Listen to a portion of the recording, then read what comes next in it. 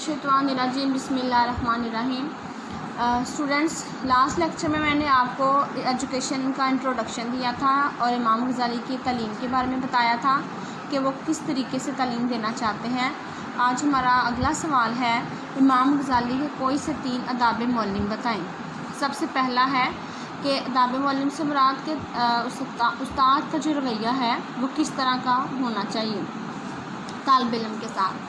पहला है, शागिर्दों को अपने बेटों और बेटियों के बराबर समझे और इनसे नहायत शफ़क़त और मोहब्बत से पेश आए।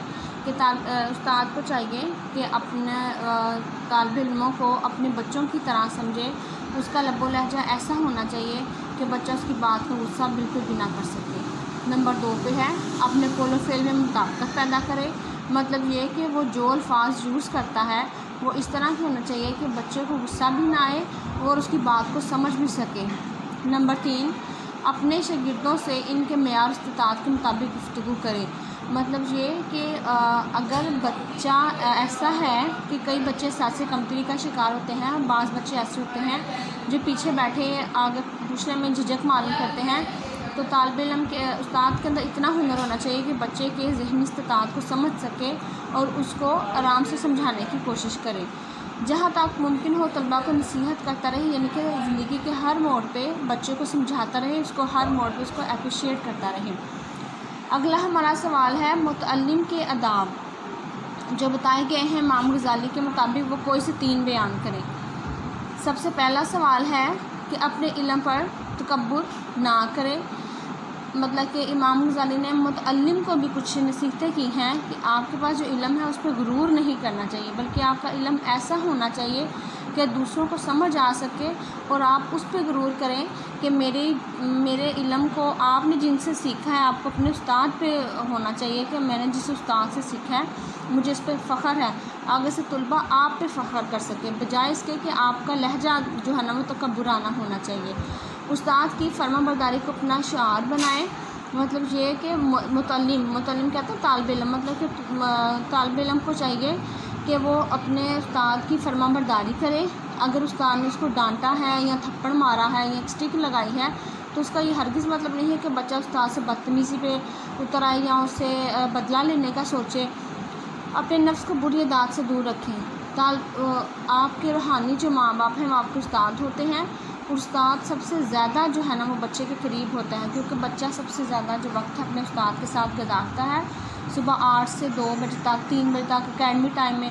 तो जो वो उस्ताद उसको सिखा सकता है, वालिदैन घर के माहौल के बारे में उसको सिखाते हैं। अपने उसके नफ्स की तरबियत कैसे करनी है ये बच्चे ने अपने उस्ताद से सीखना है। टॉपिक है इब्न खल्दून। इब्न खल्दून ने 1332 में पैदाइश हुई थी और 1406 में उनकी वफ़ात हुई थी। इसका पहला सवाल है, इब्न खल्दून का असल नाम क्या है। इसका असल नाम है वलीउद्दीन अब्दुर्रहमान। इब्न खल्दून का पूरा नाम है वलीउद्दीन अब्दुर्रहमान। तालीम का आगाज़ हिफ्ज़ कुरान से किया, यानी कि उन्होंने सबसे पहले कुरान हिफ्ज़ किया, उसके बाद इब्तिदाई तालीम शुरू की थी। उसके बाद हमारा अगला सवाल है कि आपकी किताब मुक़द्दमा इब्न खल्दून में किन मज़ामीन का ज़िक्र किया गया है। इब्न खल्दून की जो किताब अपनी मिसाल थी ना, उसमें उन्होंने तारीख़, फ़लसफ़ा, सियासियात, मुआशियात, इमरानियात और अरबी, इल्म तहज़ीब पर बहस शामिल है। मतलब कि ये वो मज़ामीन हैं जो हमारी तारीख़ में सबसे ज़्यादा अहम समझे जाते थे। इन मज़ामीन का ज़िक्र उन्होंने अपनी किताब मुक़द्दमा इब्न खल्दून में किया है। उसके बाद हमारा अगला सवाल है कि नज़रिया तालीम क्या है। इब्न खल्दून के मुताबिक नज़रिया तालीम क्या है। इब्न खल्दून ने तालीमी नज़रियात में जिस खुसूसी बात का इजाफ़ा किया है वो इंसानी फ़ितरत का सीखने का तकाज़ा है।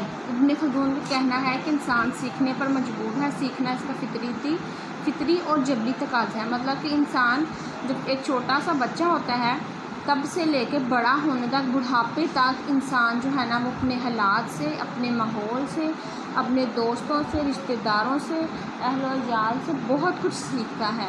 तो हमारा जो फितरती अमल है वो है सीखना। ऐसे फ़र्ज़ करें अगर आप चंद फ्रेंड्स के अंदर बैठे हुए हैं, तो अगर आपको फ़ील होता है जी मैं थोड़े से नॉर्मल तबके से बिलोंग करता हूँ, आपके दोस्त थोड़ी रिच फैमिली से बिलोंग करते हैं, तो आप उनके सामने इस चीज़ को शो नहीं कराएंगे। تو آپ کوشش کریں گے کہ ان کے سامنے ان جیسا بن کے رہیں. یہ چیز ہوتی ہے کہ آپ نے ان سے کیا سیکھی ہے.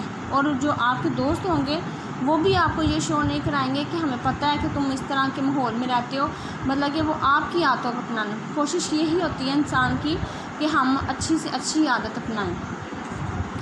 اگلا سوال ہے ابن خلدون کے مقاصد تعلیم بیان کریں. سب سے پہلا مقصد تھا ان کا کہ تعلیم انسان کی طبعی ضرورت، کہ تعلیم جو ہے نا وہ انسان کی ضرورت ہی ایسی ہے جس میں انسان اپنی نفس کے بارے میں سیکھتا ہے، اپنے رہن سہن کے بارے میں سیکھتا ہے. دینی تعلیم کے ساتھ دنیاوی تعلیم، یعنی کہ تعلیم ایک ایسا عمل ہے جو ہمارے گھر سے ہی شروع ہو جاتا ہے. دوسرا ہے اللہ تعالیٰ کی معرفت کا حصول. ہم شروع سے ہی ہمارے پیرنٹس بچوں کو یہ سکھا دیتے ہیں کہ جھوٹ نہیں بولنا، چوری نہیں کرنی، مطلب کہ ہم وہ کام کرتے ہیں کہ آپ نے ایسے کام کیا تو اللہ تعالیٰ آپ سے خوش ہوگا. یعنی کہ بچوں کو اللہ تعالیٰ کی رضا میں ہی جو ہے نا وہ خوشی محسوس ہوتی ہے، اور اس کو بتانا کہ ہمیں اللہ کی رضا کو کیسے حاصل کرنا ہے.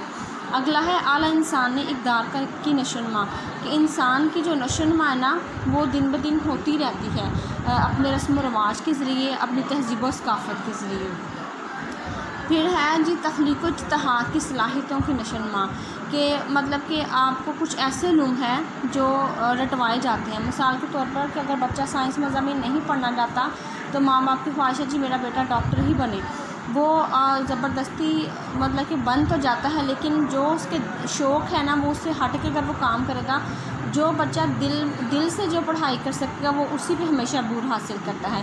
تو یہ ہوتا ہے کہ بچے کو ہمیشہ اس چیز میں حوصلہ افزائی کی جائے جس میں اس کی صلاحیتیں سب کے سامنے آتی ہیں.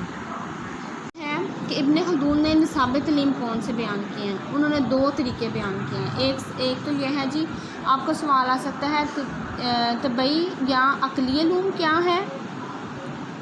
طبعی علوم کون سے، طبعی یا عقلی علوم کون سے ہیں جن میں انسان عقل اور غور و فکر سے ملکہ حاصل کرتے ہیں، مطلب کہ اپنی عقل اور شعور سے اپنے علم پہ عبور حاصل کرے، وہ ہوتا ہے عقلی علم.